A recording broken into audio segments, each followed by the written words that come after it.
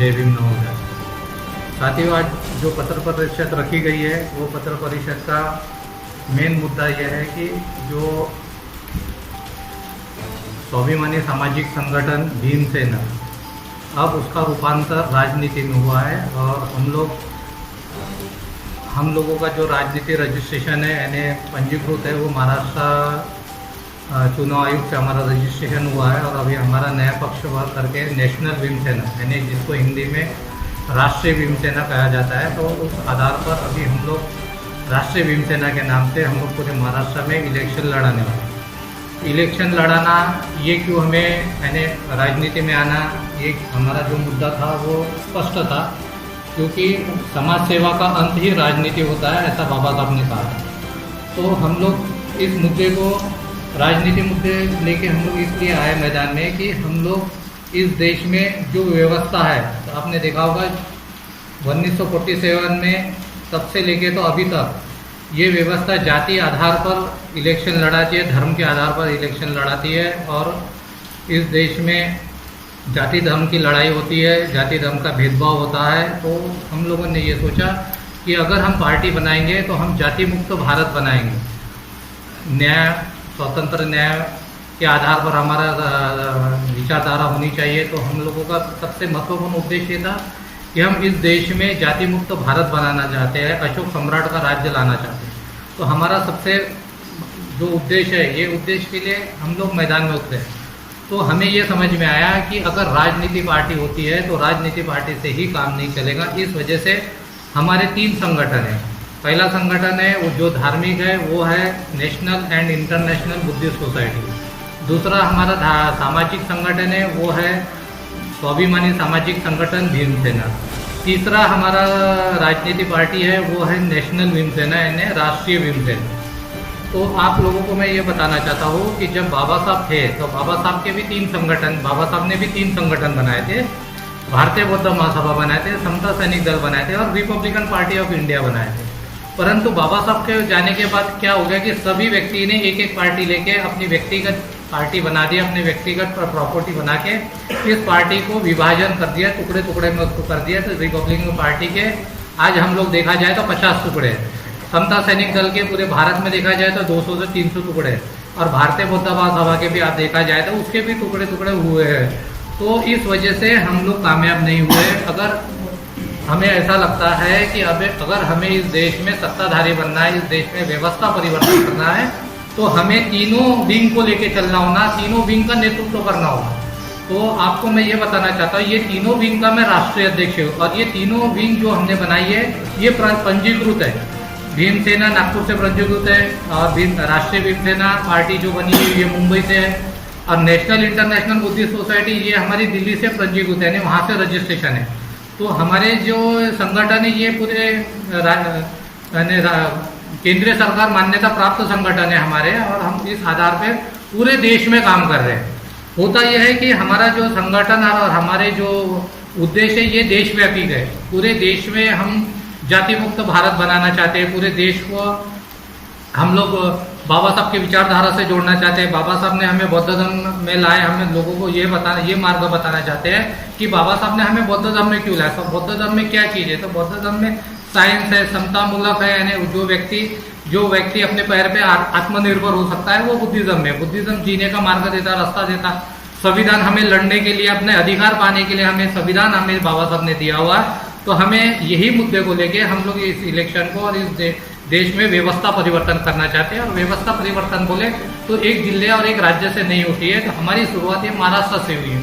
वो इसलिए हुई है कि अभी हम लोगों ने देखा कि महाराष्ट्र में ओबीसी आरक्षण के वजह से ये इलेक्शन जो छोटे इलेक्शन थे ये पेंडिंग थे। फरवरी महीने में हो जाना था 2023 में, 2022 के फरवरी में हो जाना था, पर 2022 के फरवरी में नहीं हुआ है। हो सकता है वो नवंबर दिसंबर में हो सकते हैं। तो हम लोगों ने ये अनुमान लगाया कि अगर हमारी विचारधारा, हमारा उद्देश्य, हम इलेक्शन के माध्यम से लोगों के पास जाएंगे, समाज के पास जाएंगे और लोगों को अवगत कराएंगे कि हमारा उद्देश्य जाति मुक्त भारत है, हम इस देश में स्वतंत्र चाहते हैं। आज भी हमने देखा है कि हम लोग आज भी गुलाम हैं, आज भी मनुवादी और व्यवस्था के हम लोग आज भी गुलाम हैं। परंतु इस गुलामी से हमें जब न्याय मिलेगा, जब हम इस देश से हम आज़ादी, हमारी जो जाति है, जब हम वो जाति छोड़ते हैं तब हम इस देश में आज़ाद हो गए। तो मैं सभी लोगों से ये कहना चाहता हूँ कि हमें जाति देकर हमें गुलाम बना गया है। अभी हमें जाति, जिसने हमें जाति दी है, हमें जाति उन्हें वापस करने है। अगर हम उसे जाति वापस कर देते तो हम लोग एक कैटेगरी में यानी बुद्धिज्म में आ जाते हैं। तो बुद्धिज्म में आने से हमारी संख्या बढ़ेगी। मैं मानता हूँ कि आज हमारी संख्या 1% है। इस देश में 99% लोग हैं अंधविश्वास और पाखंडवाद को मानने वाले लोग हैं, परंतु मुझे पूरा विश्वास है कि जो 1% लोग हैं, मैं उन्हीं लोगों को इकट्ठा करने की कोशिश करूंगा। अगर जब ये 1% जो बुद्धिस्ट लोग अगर इकट्ठा हो जाते हैं, एक मंच पे आ जाते हैं, तो हमारे पास में बुद्धि का बैंक हो जाता है। क्योंकि जो बुद्धिज्म को मानने वाले लोग रहते हैं, ये बुद्धिमान और विद्वान लोग होते हैं, ये आत्मनिर्भर होते हैं, ये अपने काबिलियत पे परफॉर्मेंस देते हैं, अपने काबिलियत पे डॉक्टर, इंजीनियर, प्रोफेसर और बड़े बड़े मुकाम पे लोग हासिल करते हैं, ना ही किसी आस्था पे विश्वास करके ये लोग करते हैं। तो हमें पूरा अनुमान है कि हम लोग बहुत जल्दी 1% जो हमारे लोग हैं, बुद्धिस्ट लोग हैं, विभिन्न राज्यों में बिखरे हुए लोग हैं, हम उनको 5 साल में एक जगह इकट्ठा करने में कामयाब बनाएंगे। और मैं बार बार यही बताना चाहता हूँ कि अगर हमारी तीनों विंग अगर अच्छे से काम करती है तो हम इस देश में सत्ता परिवर्तन कर सकते हैं, इस देश में व्यवस्था परिवर्तन कर सकते हैं। अगर हमारी एक भी विंग अगर इसमें से बंद होती है तो हमें बड़े मुश्किल का सामना करना पड़ेगा।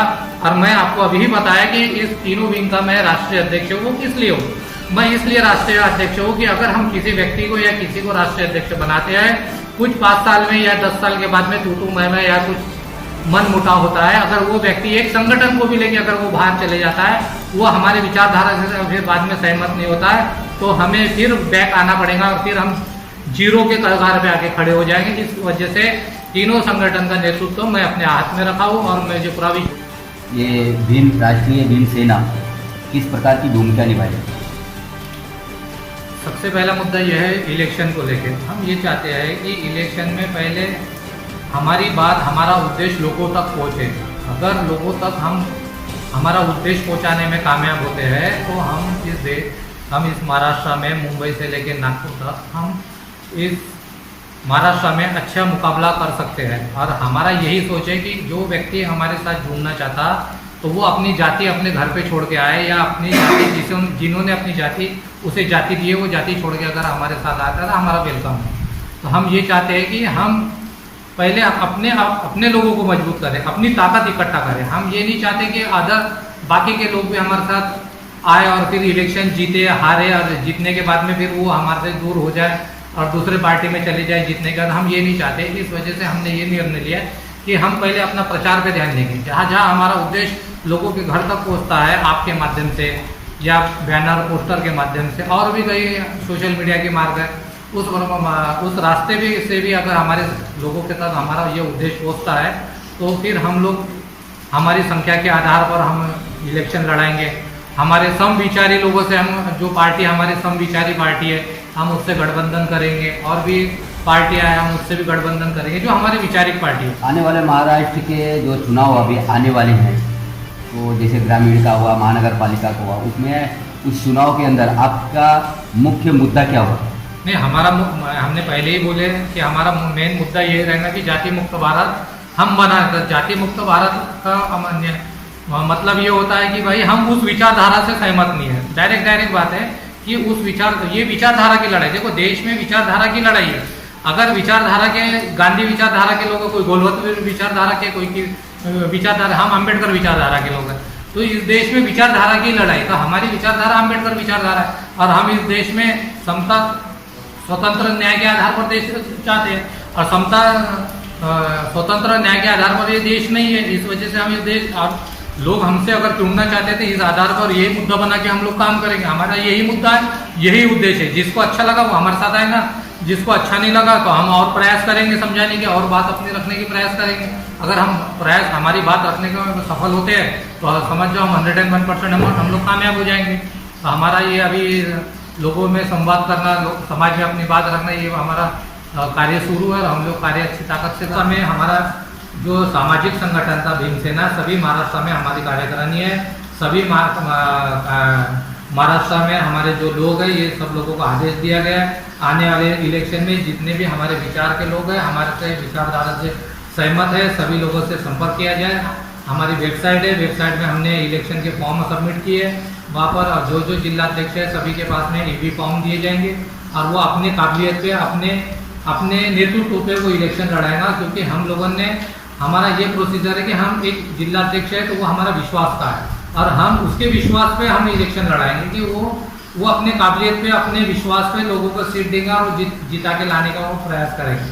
जैसे जैसे सामने और भी हम लोग प्रयास करेंगे, जैसे जैसे हमारा संगठन और हमारी विचारधारा लोगों तक पड़ती है तो हमारा माप और बढ़ते जाएगा।